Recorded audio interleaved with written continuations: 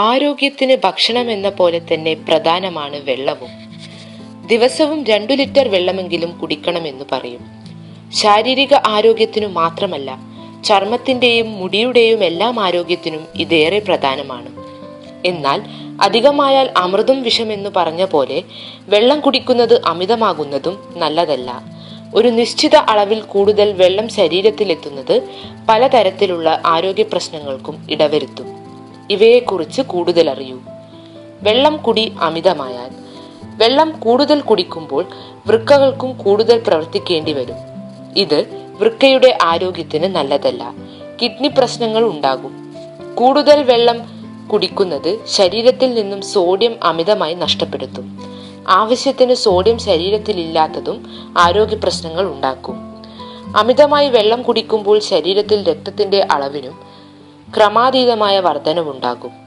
ഇത് ഹൃദയത്തിനുമേൽ കൂടുതൽ സമ്മർദ്ദം ഏൽപ്പിക്കും. വെള്ളം കൂടുതലാകുമ്പോൾ ശരീരത്തിന് ധാതുക്കൾ വേണ്ട രീതിയിൽ ആഗിരണം ചെയ്യാൻ സാധിക്കാതെ വരും.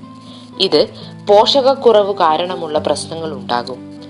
അമിതമായ വെള്ളം ശരീരത്തിന്റെ സാധാരണ പ്രവർത്തനങ്ങളെ ദോഷകരമായ രീതിയിൽ ബാധിക്കുന്നു.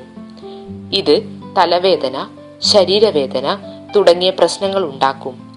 ശരീരത്തിൽ വെള്ളം കൂടുതലാകുമ്പോൾ കിഡ്നിക്കു തന്നെ എല്ലാം നീക്കം ചെയ്യാൻ പറ്റിയെന്നു വരില്ല.